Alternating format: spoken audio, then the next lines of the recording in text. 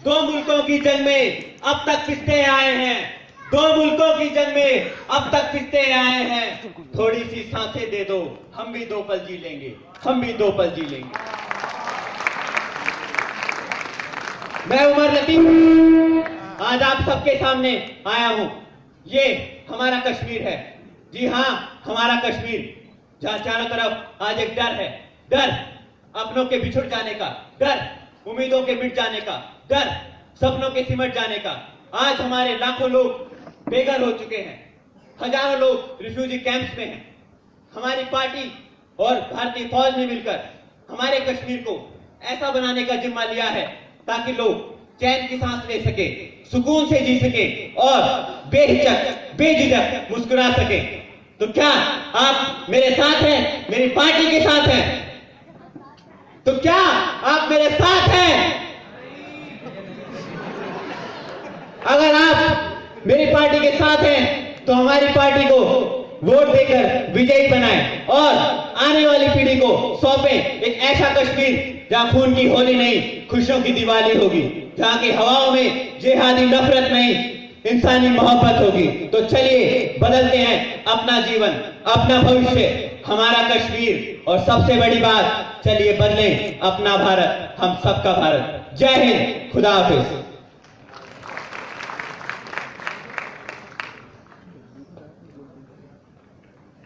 वैसे में चोट लगी कहीं या नाटक कर रही ऐसे तो नहीं।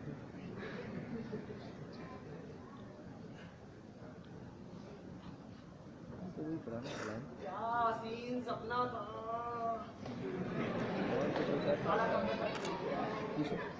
ऐसा सपना, क्या सीन रात थी, रात में बरसात,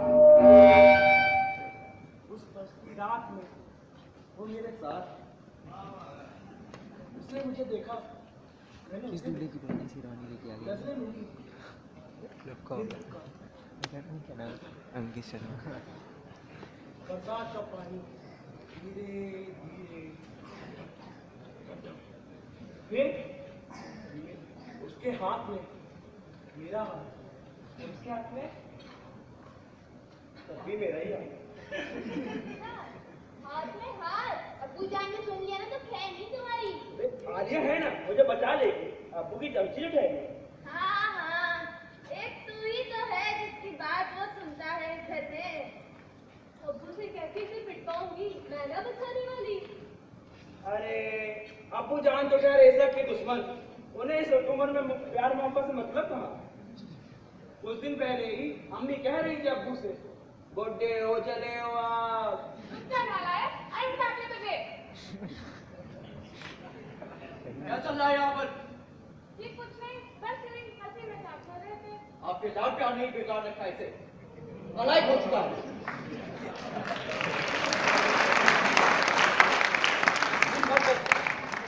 दिन भर यूं ही बैठे बैठे लड़कियों के सपने देखना छोड़िए जनाब।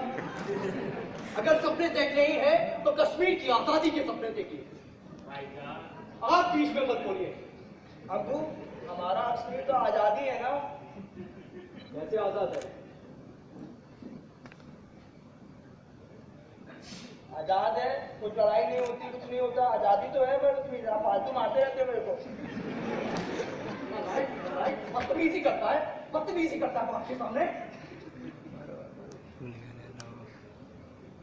आपको तो ये पता नहीं कि इतिहास में क्या होता है। इतिहास में क्या होता है हम बताते हैं। एक ऊंट था, उस ऊंट का नाम था कश्मीर। भारत और पाकिस्तान के बीच में एक रेगिस्तान था जहां पर वो टहलता रहता, मंडराता रहता। उस रेगिस्तान में न खाने के लिए दाना था और न पीने के लिए पानी। एक दिन यूं ही हिंदुस्तानी सैनिक ने उसे ऐसे ही घूमते हुए देख लिया। फिर वो हिंदुस्तानी सैनिक ये सपने देखने लगा कि कभी वो ऊंट आ करके हिंदुस्तानी सरजमी पर कदम रखे। देखते ही देखते सीमा के चारों ओर सिपाहियों का तांता लग गया। कुछ ने उसे डराया तो कुछ ने उसे धमकाया। पाकिस्तानियों ने उसे ढकेला तो हिंदुस्तानियों ने उसे घसीटा। लेकिन कोई ये भूल गया कि इस बीच कश्मीर तो भूखा प्यासा ही रह गया। और इन सब के बीच ना पाकिस्तान हमें छोड़ता है और ना ही हिंदुस्तान।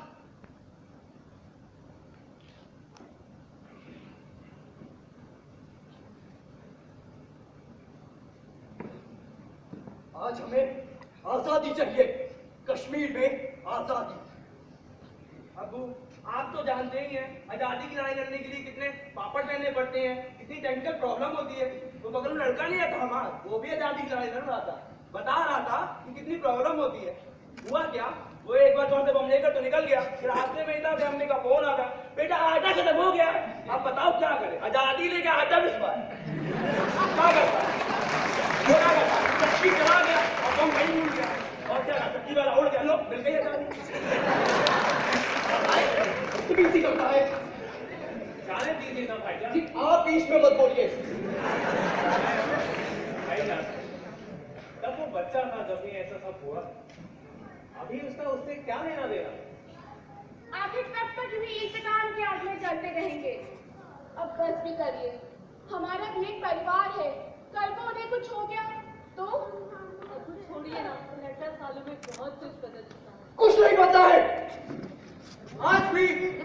आज भी कश्मीर में लाखों लोग ऐसे हैं जो कि बेबस हैं, सेना के चलते, हिंदुस्तानी सिपाहियों के चलते और पाकिस्तानी सिपाहियों के चलते।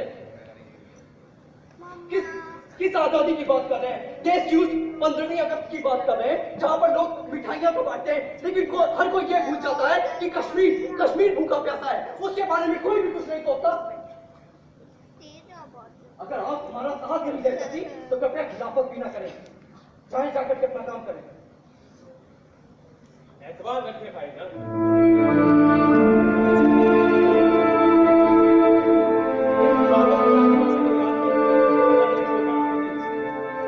अपनी आप यूं ही जाया ना करें, हमें तो अभी अपनी आजादी की लड़ाई लड़नी है। ऐसी आजादी जहां पे कोई पहरा ना हो, ऐसी आजादी जहां लोग हमें खौफ की नजरों से, शक की नजरों से ना देखें। हमारे बच्चों को खौफ ना हो कि उनके वादे भटकाने के यहाँ नहीं। आज भी याद है वो खौफनाक मंजर जब हमारे ही लोगों का कत्लेआम हुआ था। सेना ने हमारे घर में ही घुसकर हमारे ही लोगों को मारा। देश में एक समय ऐसा आया जब हमारे देश में हिंदुस्तानी फौज हमारी सहायता के लिए आई तो, लेकिन साथ ही उन्होंने हमें दर्द भी दिया। हमारे घर से लोगों को अगवा कर लिया, उन्हें आतंकवादी ठहराया और उन्हें घर से मार दिया। डर है कहीं हमारे परिवार के साथ भी यही ना हो जैसे पहला हुआ था।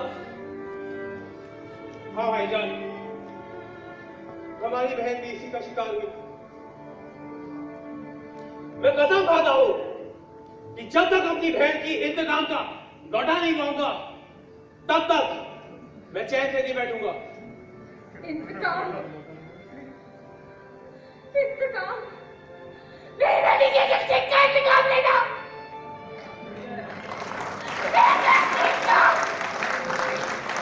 उन आंखों में गोली मारना जिन्होंने तुम्हारी बहन को मारी हत्या की। चुप हो जाए।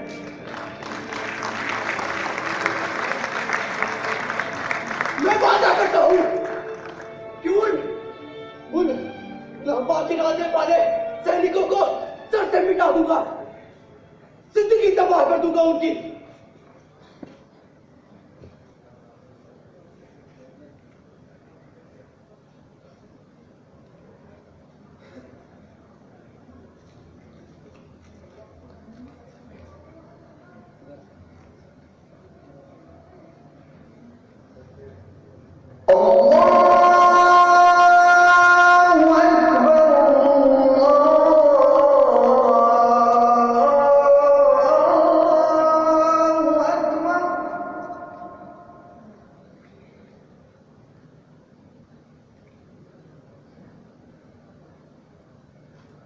आज हम एक इंतकाम के लिए यहाँ पर मौजूद हैं।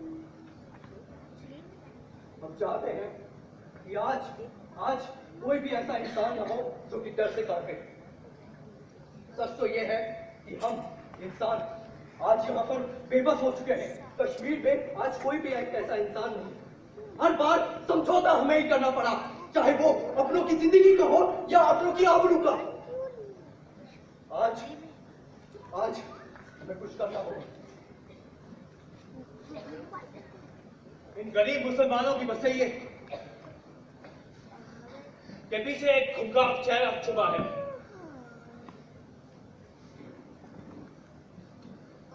सच कहते हो भाईजान, हम चाहते हैं कि एक ऐसा कश्मीर हो जहां पर हम टोपी पहनने से ना डरे, दाढ़ी बढ़ाने से ना डरे, नमाज पढ़ने से ना डरे, मस्जिद जाने से ना डरे। जब हम घर से बाहर निकले तो हमारे दिल में खौफ न हो कि लोग आकर के बोले कि वो देखो साला पाकिस्तानी जा रहा है, वो देखो साला मुसलमान जा रहा है। जब हम घर से बाहर निकले तो हमारे दिल में खौफ न हो। अश्लील राजनीति करने वाले नेता राशिद लतीफ, तुम्हारा वक्त आ चुका है। आज कश्मीर में ये हालत है कि ये ऐसे नेता इन लोगों की वजह से लोगों को जबरदस्ती आतंकी साबित करके मार देते हैं। और हमारी बहन के साथ हुई बदसलूकी भी इन्हीं की वजह से है।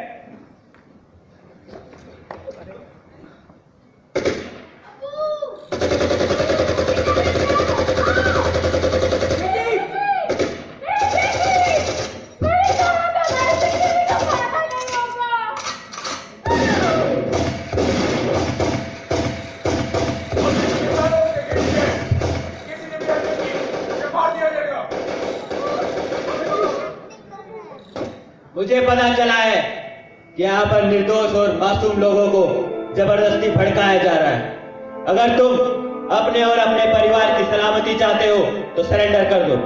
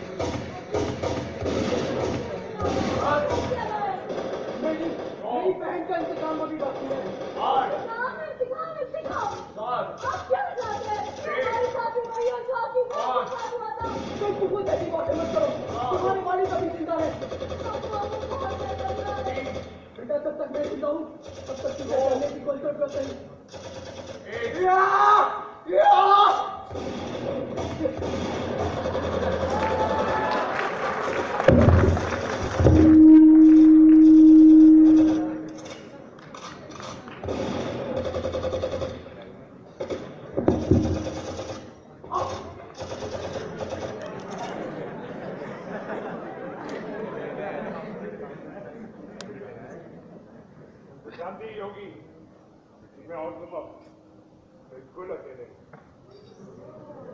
और इस बारे में बता ही हो।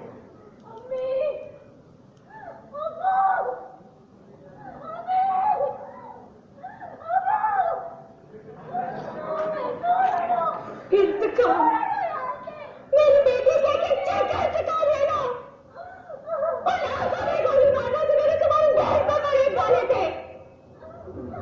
तब तक गोली मारते रहना जब तक तुम्हारी बहन की रूह को सुकून ना मिल जाए।